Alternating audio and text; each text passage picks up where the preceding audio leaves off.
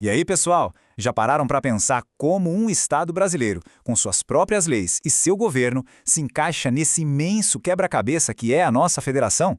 Hoje, a gente vai mergulhar fundo na Constituição para entender exatamente isso. Vamos passar de forma bem detalhada e esquematizada pelos artigos 25 a 28, desvendando os segredos da autonomia e da organização dos Estados. Esse é um tema quentíssimo em concursos, e pode ter certeza, no final desta análise, a preparação de vocês vai estar em outro nível.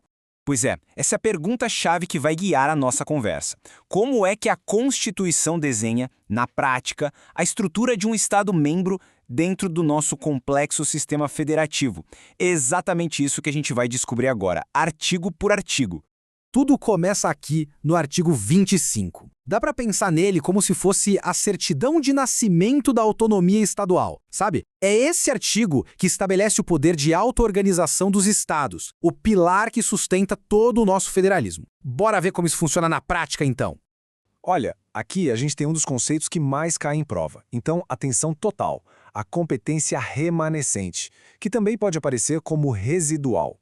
Imagina assim, a Constituição deu uma lista de tarefas para a União e outra para os municípios. E o que sobrou? O que não está em nenhuma dessas listas? Pois é, tudo isso é competência dos estados.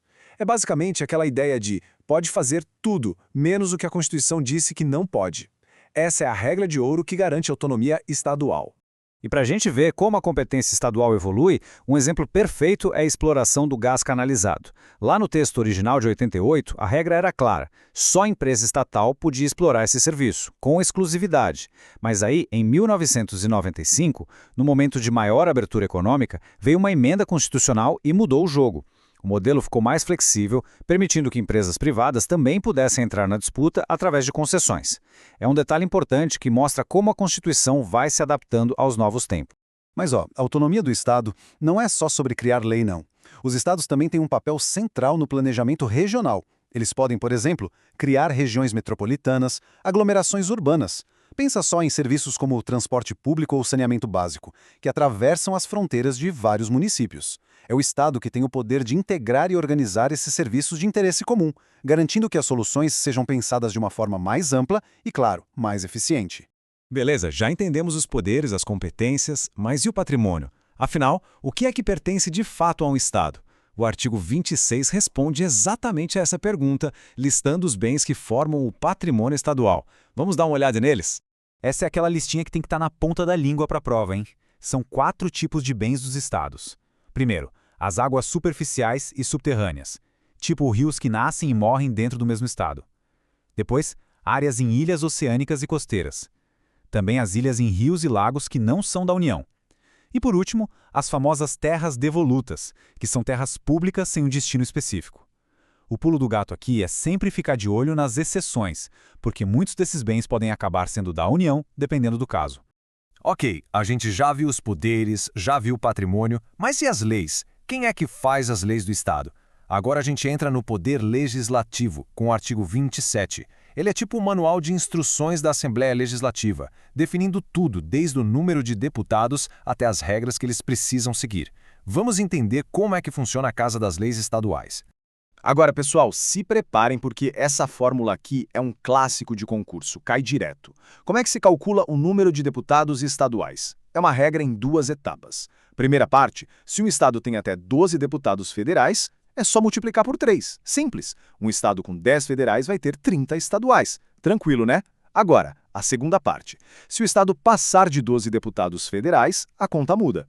A base de cálculo começa em 36. E para cada deputado federal a mais, acima dos 12, a gente soma mais um deputado estadual. Então, um estado com 13 deputados federais vai ter 36 mais um, ou seja, 37 estaduais. É uma continha que vale muito a pena praticar.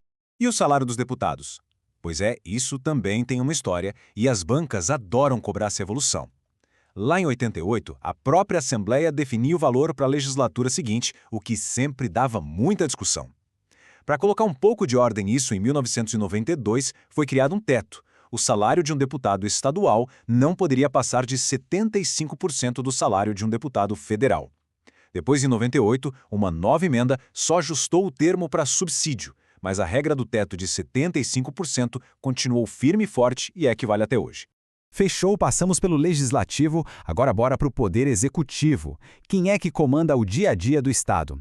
O artigo 28 foca no governador e no vice, estabelecendo as regras do jogo para a eleição e o mandato dessas figuras que são centrais na administração estadual. E se tem uma coisa que banca de concurso adora é detalhe, né? E data é um prato cheio. Essa linha do tempo das eleições estaduais mostra isso muito bem. A regra original era bem diferente, a eleição acontecia 90 dias antes do fim do mandato. Depois, as datas foram fixadas em outubro, para alinhar com as eleições federais. E a mudança mais recente, que é uma potencial pegadinha de prova, veio em 2021. A data da posse do governador mudou de 1º de janeiro para 6 de janeiro. Muita atenção a esse detalhe. Mas não é só de data que vive o artigo 28, não. Ele traz outras regras super importantes para o cargo de governador.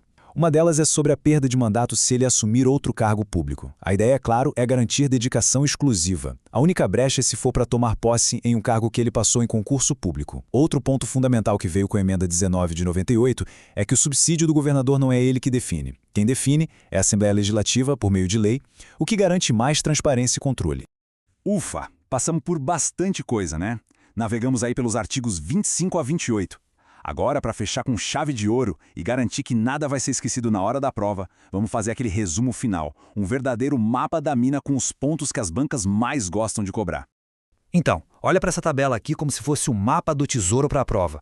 Artigo 25, a palavra-chave é competência remanescente e aquela mudança do gás canalizado. Artigo 26, tem que memorizar a lista dos 4 tipos de bens, não tem jeito. Artigo 27, dominar a fórmula dos deputados e as mudanças no salário. E artigo 28, atenção total com as novas datas de eleição e posse.